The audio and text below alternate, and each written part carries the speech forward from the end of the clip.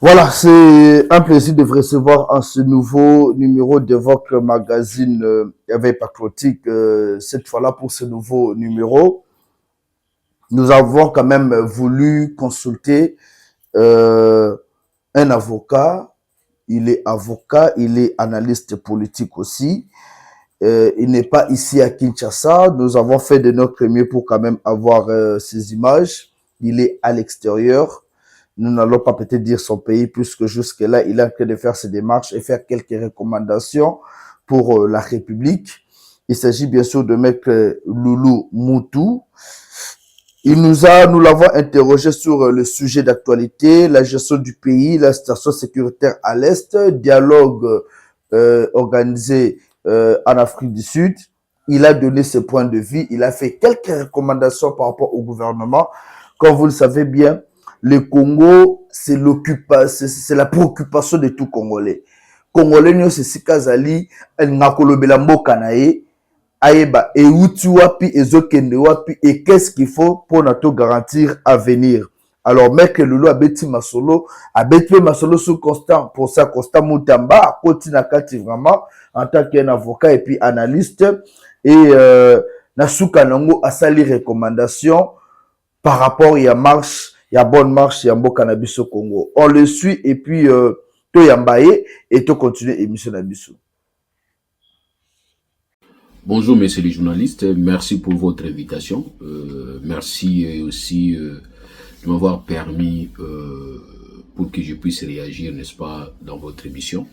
Je vous salue et puis je salue tous vos téléspectateurs et aussi tous ceux qui vont avoir l'opportunité de nous suivre. Merci beaucoup. Oui, concernant l'analyse que je pouvais bien faire par rapport au procès Moutamba, comme vous pouvez peut-être vous en rendre compte, c'est un procès qui avait comme motivation la tentative de Moutamba de transférer le montant de 19 millions de dollars dans un compte privé pour la construction de la prison à Kisangani. Vous devez comprendre que l'argent que Moutamba avait transféré, les comptes que Moutamba avait pu manipuler, c'est un compte qui a été destiné pour indemniser les victimes de la guerre de Kisangani. Du coup, vous allez déjà remarquer en ce qui concerne la destination, ce n'était pas la meilleure destination. Moutamba va argumenter que c'était suite aux recommandations du gouvernement. Il a même parlé du chef de l'État à un certain niveau. Mais nous avons démontré que toutes les grandes décisions se prennent au niveau du Conseil des ministres. Il était question que ces dossiers soient ramenés au Conseil des ministres, discutés, soient inscrits à l'ordre du jour pour que le Conseil des ministres puisse décider. Mais vous allez vous rendre compte qu'en République du Congo, il y a un système où les décisions se prennent au couloir. Donc je peux estimer que cette décision plutôt de construire la prison à Kisangani, c'est une décision qui est sortie de la tête de Moutamba et qui a été, n'est-ce pas, prise au niveau du couloir.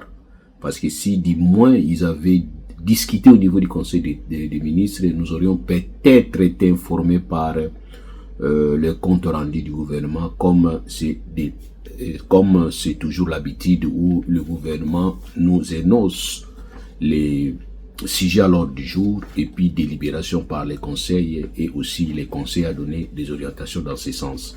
Donc ici, il y avait déjà un problème d'orientation.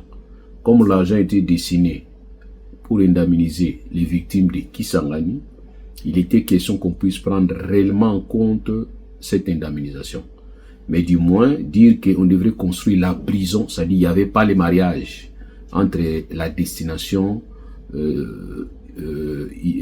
initiale et la destination supposée. Il n'y avait pas un mariage. Vous pouvez comprendre que construire un orphelinat pour accueillir les orphelins de cette guerre, construire un nombre de vieillards pour peut-être compenser à l'habitation de ce qui manque à l'habitation suite aux atrocités. C'est-à-dire là on pouvait peut-être justifier, mais là vous ne pouvez pas justifier. Donc vous allez remarquer que cette orientation, cette destination n'était pas normale. Voilà pourquoi Moutamba était devant le juge et aussi il devrait répondre à un niveau. Pourquoi? Parce que l'argent transféré dans un compte privé et aussi ces comptes appartenant à une société qui n'avait pas l'expertise. Mais au départ, quand Moutamba parlait, vous allez vous rendre compte que Moutamba soutenait cette entreprise comme s'il avait des éléments nécessaires pour dire et nous dire que cette entreprise avait l'expertise. Or, en réalité, l'entreprise n'avait aucune expertise et puis finalement, selon les rapports du procureur, l'entreprise avait ouvert un compte moins d'une semaine. Donc tout ça, ça prouve qu'il y avait l'intention. Or, l'article 2 du Code pénal livre D nous rappelle que l'intention, la tentative d'une infraction est condamnable. Donc ça dit l'intention, c'est le législateur, on ne sait rien faire. C'est comme on dit, la loi est dire, c'est la loi. Donc Moutamba n'avait pas volé l'argent, mais Moutamba, pour le législateur, par rapport à ces faits, cela pouvait bien être qualifié d'une tentative. Or, une tentative, selon l'article 2 du Code pénal livre 2, c'est toujours condamnable. C'est la raison pour laquelle Moutamba est condamné. Mais si je voudrais que je puisse émettre réellement, avec toute honnêteté, mon analyse par rapport à votre question de quelle est mon analyse, et l'analyse que je viens de faire, ça me concerne. C'est-à-dire je suis responsable de ça. Mais du moins, je voudrais quand même être au-delà de mes analyses pour dire que Moutamba tenté, il a été condamné. Et ceux qui ont déjà exécuté, c'est-à-dire ceux qui ont détourné, ceux qui ont volé, et ils sont même passés aux affaires, ne sont pas inquiétés, et c'est ce qui est regrettable. Or, notre justice doit être distributive. Donc voilà un peu ce que je pouvais vous dire, et sa condamnation, ça répond à une logique, parce que dès lors qu'il y a détournement des fonds,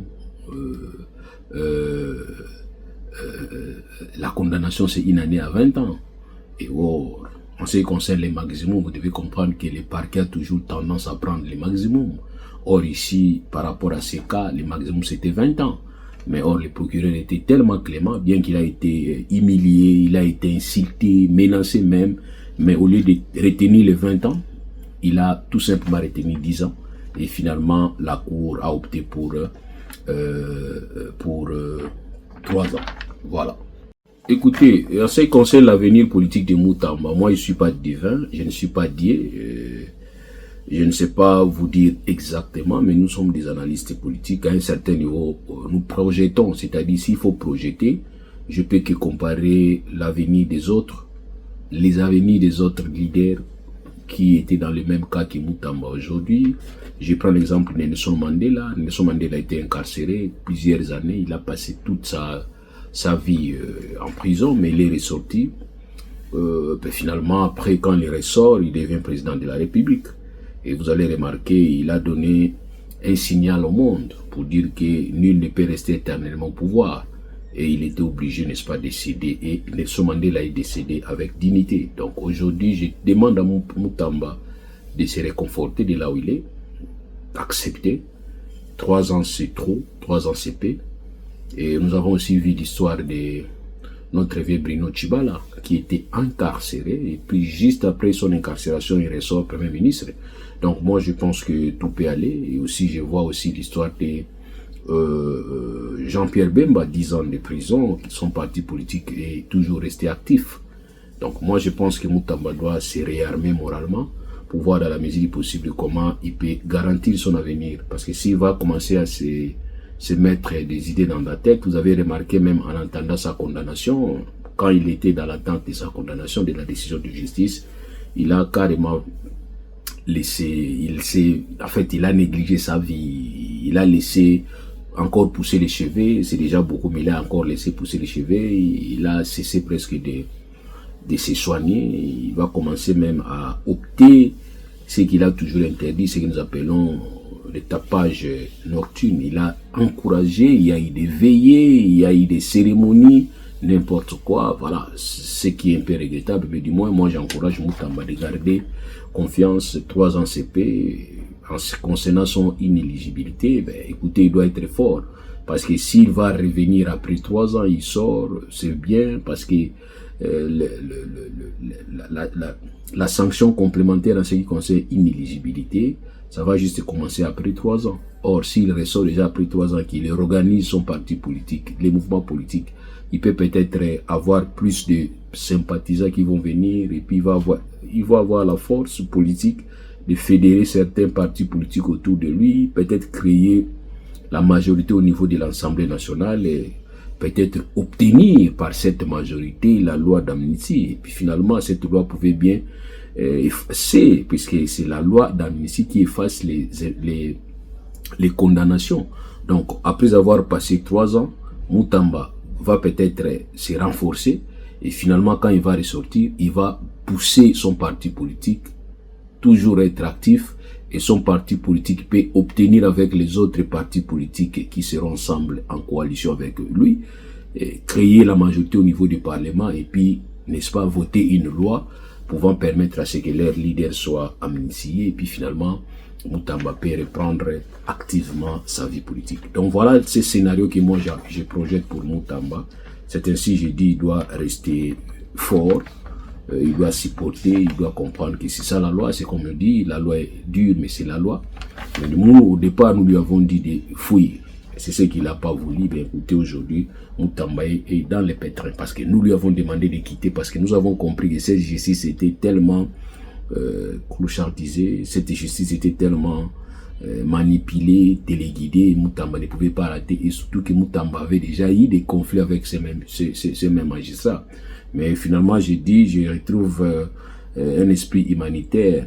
Ces magistrats étaient un peu sympas, comme je viens de dire tout à l'heure, au lieu d'opter pour le maximum qui était de 20 ans, parce que l'infraction renseigne que dans cette infraction de détournement de biens publics, et surtout avec ces caractères de statut de la personne qui a détourné, et puis les contextes politiques que nous nous trouvons. Donc, pour donner l'exemple aux autres, il était question que Moutamba soit réellement sanctionné à 20 ans. Mais le ministère public va seulement solliciter 10 ans. Donc, il a divisé par 2. Donc, il a été sympa avec Moutamba. Et la Cour, au lieu de suivre le ministère public, la Cour va trancher en deçà de 50%. Donc, Moutamba doit s'estimer heureux. Eh bien, il doit vraiment remercier l'Éternel. Et puis, finalement, avoir le courage de supporter les 3 ans. 3 ans, c'est trop, comme j'ai dit, mais 3 ans, c'est peu. Merci. Oui, en ce qui concerne les sécurités à l'est de la République du Congo, vous savez, quand vous me posez la question, nous parlons de l'insécurité à l'est de la RDC, quelle est la solution? Et vous me posez encore la question si le dialogue peut résoudre les problèmes. L'insécurité, ce qui est important, il faut comprendre d'où vient l'insécurité. L'insécurité provient d'où? Et quand vous allez comprendre là où ça provient, quels sont les éléments, quels sont les éléments qui encouragent ou soit qui favorisent l'insécurité à l'est? Quelles sont les raisons proches ou lointaines qui favorisent? Comme ça, dès lors que vous allez circonscrire déjà les motifs, finalement, ça pouvait être déjà la moitié de la réponse. Et au-delà de tout, il faudrait aussi vous référer à ce qui s'est passé bien avant. Parce que vous devez comprendre cette insécurité, ou soit la guerre à l'Est ne débute pas aujourd'hui, ne débute pas en 2018, c'est bien avant. Qu'est-ce qu'ils ont fait pour résoudre les problèmes? Parce que vous devrez comprendre que la situation de l'Est actuellement est beaucoup plus maîtrisable. Comme je suis souvent le monsieur philosophe qui dit « tout est maîtrisable ». Donc, était un peu maîtrisable. Aujourd'hui, cette situation est un peu maîtrisable par rapport à celle qui a prévalu avant 2018. Rappelez-vous de 2002. La RDC était divisée en 4 et 5 morceaux. Il y avait des morceaux. Vous voyez, il y avait la situation telle qu'il fallait commencer à parler avec qui. Il faut privilégier le dialogue avec qui. Faudrait-il parler avec Bemba, avec Ruberwa, avec qui il faut parler? Il était question de parler avec qui? Parce qu'il y avait tellement de groupes, et ces groupes étaient contre un seul régime, le régime de Kinshasa. Et qu'est-ce que le régime de Kinshasa à cette époque avait fait? C'est ce qu'il devrait faire en principe le régime actuel. Mais fort malheureusement, le régime actuel songe à autre chose. Donc le régime actuel est en train de faire réellement ce que l'IDPS ne pouvait pas accepter qu'un autre régime puisse, n'est-ce pas, faire. Voilà ce que moi je peux dire. Donc, c'est-à-dire, en principe, si l'IDPS était sérieuse, c'est l'IDPS qui devrait être vraiment opposante à ce régime. Parce que tout ce que ce régime est en train de poser comme acte, c'est ce que les autres ont fait, et c'est ce que l'IDPS, en tant que parti politique d'opposition, n'avait pas accepté, n'avait même pas voulu entendre. Ok, donc voilà, moi je vous dis que s'il faut dialoguer, Etienne Tshisekedi Wamulumba, c'était lui qui avait lutté pour que nous ayons un dialogue global et inclusif. Parce que Kabila et Jean-Pierre Bemba voulaient aller créer leur dialogue, leur wenge. Mais Etienne Tshisekedi était même allé pactiser avec des rebelles patentés à RCD Goma, n'est-ce pas, pour faire pression au gouvernement de Kinshasa, et il avait obtenu gain de cause. Donc aujourd'hui, ça m'étonne qu'il y ait la même crise, avec les mêmes personnages, mais avec des tâches renversées, soit diversifiées, et puis chacun occupe une autre place, ou soit un autre rôle, joue un autre rôle. Et finalement, aujourd'hui, nous avons la même réaction de ceux qui ont dit hier, c'est-à-dire le pouvoir de Kinshasa hier, de Kabila, qui ne voulait pas dialoguer avec tout le monde, et que les grands partis politiques de l'opposition, IDPS, qui luttaient pour qu'il y ait un dialogue global et inclusif, aujourd'hui aux affaires, refusent de dialoguer avec tout le monde, et on dit clairement, s'il devrait avoir dialogue, ces dialogues devraient venir selon leur propre initiative. Mais c'est ce que nous avons refusé à Kabila. Voilà dans quelle difficulté vous nous mettez. À ce moment-là, vous n'allez pas nous permettre, vous n'allez pas nous donner le choix de faire autre chose. Peut-être de se révolter, peut-être de vous attaquer. Pourquoi? C'est parce que vous ne nous donnez pas la chance et vous ne nous donnez pas le choix. Si hier, nous avons exigé à Kabila d'organiser un dialogue global inclusif, mais pourquoi est-ce qu'aujourd'hui vous refusez les dialogues? Et au lieu peut-être de se comporter comme même Kabila s'est comporté hier pour dire que là où on va m'appeler pour la paix de la République du Congo, je me rendrai. C'est ce que Kabila avait déclaré. C'est ainsi quand on va appeler Kabila en ce qui concerne le dialogue intercongolais, quand ils ont tenté de faire avec Jean-Pierre Bemba, et il a compris qu'il y avait une pression, il s'est rétracté. Finalement, pour rejoindre maintenant le vrai dialogue qui a été organisé au niveau de même Taboumbe qui en ce moment-là président, et finalement nous avons eu un accord global et inclusif qui va nous amener à cette fameuse formule 1+4. Alors moi je ne vois pas comment est-ce que vous allez me poser la question, est-ce que le dialogue peut résoudre les problèmes? Mais puisque le dialogue a déjà résolu plusieurs problèmes en République du Congo, jusqu'à telle enseigne que nous avons eu une formule miracle et cette formule n'a jamais eu lieu. Et jusqu'au jour d'aujourd'hui, aucun pays au monde n'a jamais utilisé cette formule. C'était que la République du Congo qui avait opté pour cette formule de 1+4. Et aujourd'hui, ça nous a créé une constitution. Donc, j'insiste, je donne l'exemple du président français. Il est toujours sous mandat. Il a toujours son mandat. Moi, je ne vois pas comment est-ce que vous allez me poser la question. Est-ce que le dialogue peut résoudre les problèmes? Mais puisque le dialogue a déjà résolu plusieurs problèmes en République du Congo, jusqu'à telle enseigne que nous avons eu une formule miracle et cette formule n'a jamais eu lieu. Et jusqu'au jour d'aujourd'hui, aucun pays au monde n'a jamais utilisé cette formule. C'était que la République du Congo qui avait opté pour cette formule de 1+4. Et aujourd'hui, ça nous a créé une constitution. Donc, j'insiste, je donne l'exemple du président français. Il est toujours sous mandat. Il a toujours son mandat. Et aujourd'hui, il appelle la classe politique française autour de lui pour voir dans la mesure possible comment trouver la solution qui dérange la France aujourd'hui avec cette histoire de la confiance du 8 septembre. Le président Macron fait un effort d'appeler tous les partis politiques pour trouver une solution. Mais il est toujours en mandat, il a toujours son mandat. Le mandat est toujours en cours.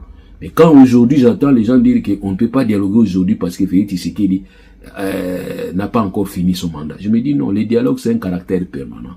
On dialogue non parce qu'il faudrait dialoguer parce qu'il y a un problème, il faut aussi anticiper dialoguer même s'il n'y a pas un problème. Donc pour permettre à ce que si un jour les problèmes surgissaient, on puisse vraiment dialoguer parce que le dialogue plutôt est considéré comme notre façon de vivre. Donc voilà ce que peut-être il faut comprendre. Le dialogue a déjà résolu les problèmes. C'est ainsi on dit que utilisons toujours des formules qui ont donné la meilleure solution. Oui, donc Tshisekedi a presque toutes les cartes sur sa table, mais fort malheureusement, il ne sait pas comment les placer. Oui, quant à savoir, est-ce qu'il faudrait-il dialoguer avec ceux qui ont touché les armes?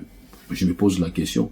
Si Azarias Rouberoa, à la signature de l'accord de l'Alliance pour la sauvegarde des dialogues intercongolais avec Etienne Tshisekedi, si Azarias Rouberoa était sain, est-ce qu'il était vraiment sain? Ses mains étaient propres. Mais les mains d'Azarias Rouberoa à cette époque-là, c'était rempli du sang. Je ne sais pas si, du moins, en signant ces documents, si Etienne Tshisekedi n'avait pas vu même des gouttes de sang des Congolais. Non, faut pas dire ça. C'est une façon de refuser carrément des dialogues. Mais moi, je pense que s'il faudrait refuser aujourd'hui les dialogues, l'option, c'est quoi? C'est la guerre. Est-ce que Félix Tshisekedi avec son régime sont-ils prêts? Même si vous avez tous les moyens. Mais il y a aussi un problème de stratégie, un problème de ressources humaines. Donc, vous utilisez mal l'argent, vous n'êtes pas même dans l'économie de la guerre, il faut opter pour l'économie des guerres. Vous voyez Zelensky s'habille en t-shirt. Zelensky, ça montre, je pense que c'est 10 € 20 € pour regarder l'heure d'arriver à Washington, l'heure d'arriver en Europe. Mais aujourd'hui, vous avez un président qui chausse, ok, qui se chausse, alors comme un patron, comme un roi, comme un milliardaire. Ses chaussures coûtent déjà 500 000 $, 300 000 $, c'est sa vie, ok. Il a des montres qui coûtent 350 000 €, 400 000 €, c'est sa vie. Sa femme se trimballe avec des Louis Vuitton qui coûtent 350, c'est leur vie. Mais est-ce que de cette façon-là, on peut finir la guerre? De cette façon-là. Raison pour laquelle je dis qu'il faut avoir l'économie de la guerre. Il faut savoir comment gérer.